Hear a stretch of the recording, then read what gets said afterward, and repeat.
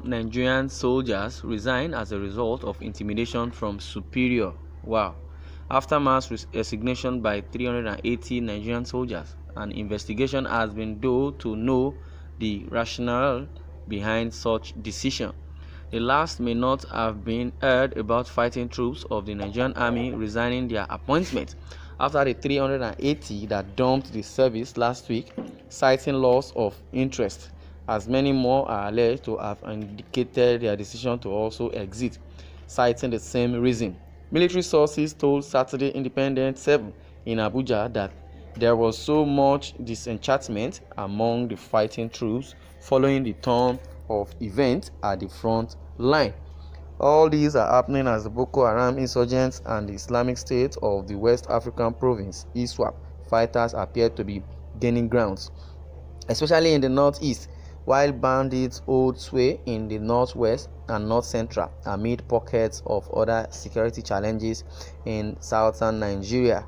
A close look at those resigning show that they are the non-commissioned officer (NCOs) and the other ranks in the army, who mostly constitute the fighting troops. Top military sources said these crops of troops are presently very disenchanted by their experiences at the front line, which over the years have left little to be desired. Already, those that resigned cut across different formations and units, serving as a very bad signal to others and a pointer that all was not well in the Nigerian army. Just last week, it was reported that the soldiers wrote to the Chief of Army Staff, Lieutenant General Tukur Buratai, on July 3, 2020, under reference NA Chief of Army Staff 001, quoting the harmonized terms and conditions of service soldiers rating ML revised 2017. Their request for voluntary disengagement as approved was contained in a 17-page circular from Buratai AHQ DOOAGI 392, signed by Brigadier General T.E. Gariga for the Chief of Army Staff. Headquarters Theatre Command Operation Lafia Dole, Borno State, the headquarters of 1, 2, 3, 4, 5, 4, 6, 7, 8, 81 and 82 divisions of the Nigerian Army and other formations were said to have received the document. A military source told our correspondent that most of them want to leave, but they are denying them the opportunity, using excuses to delay them and pulling them out of dead zones. Many soldiers will like to die for their fatherland if the right things are done, the source stated.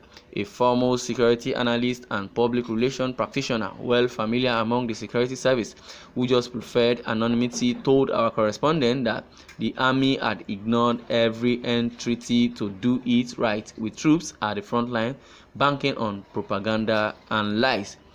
It is very bad. You can censor narratives, but you can't lie. When you start lying, you lose your credibility. I have been telling them.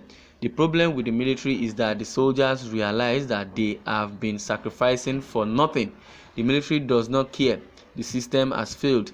The analyst cited lack of trustworthy leadership as the major challenge in the ongoing war, saying that most of the troops no longer have confidence or respect for their commanders, causing them to lose hope.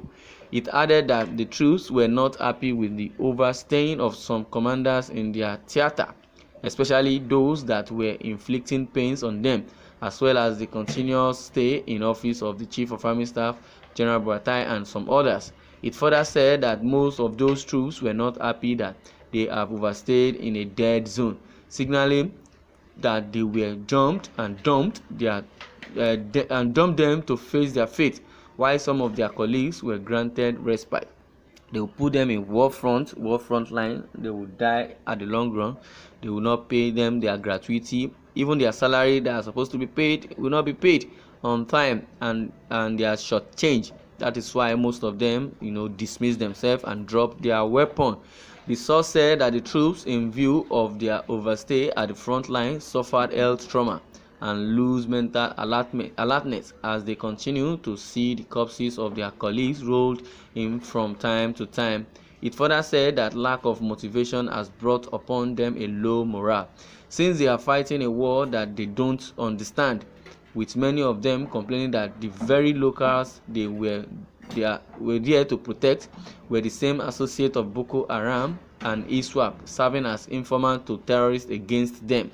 Consequently, since there were no respite for them by the army headquarters, the only way left to them now was to apply for voluntary disengagement, at least as covered under instant rules, rather than running away and being targeted or deserted. However, a top army commander who himself has remained in the northeast theater for over 4 years now dismissed the retiring troops as cowards and failures. The colonel, who did not want his name mentioned, wondered how these soldiers were enlisted into the army, saying that they never had interest in the service from the beginning. Well, let me respond to this. Why would they have interest again? Because when you put them in front line, you ask them to go and fight the bandit or Boko Haram. As they plan to go, they already have informants that will inform either the ISWAP or the Boko Haram that they are coming. The route in which they are coming through may not be where the Boko Haram are being stationed. They will fire them and kill them in disguise. So you want them to go and die for which nation? Nigeria is collapsed. Well, he claimed that the lack of jobs in the country must have propelled their enlisting in the army, stressing that their interests were the welfare packages, salaries and allowances they could get. But the long run, they don't get such as soon as they get into the army. The colonel insisted to our correspondent that no true soldiers will take the steps these disengaging ones were taking, knowing fully well the kind of profession they were called into. He said a true soldier, no matter what, even unto death, would stay at his post, forward ever, backward never. To resign from the army is cowardice, no matter the challenges as they are represented or presently. A true soldier will stoop to conquer. Well, all these soldiers, they are all the person saying this is a very foolish person. When there is no motivation, you want them to just go and die just like that. Their salaries you don't pay on time. I even heard that soldiers even buy their khaki by themselves. I know four pair of the khaki is sold for 250,000 naira, and you still want them to use their money to buy such, when American soldiers are being given safety boots, giving them all gadgets as soon as you join the army.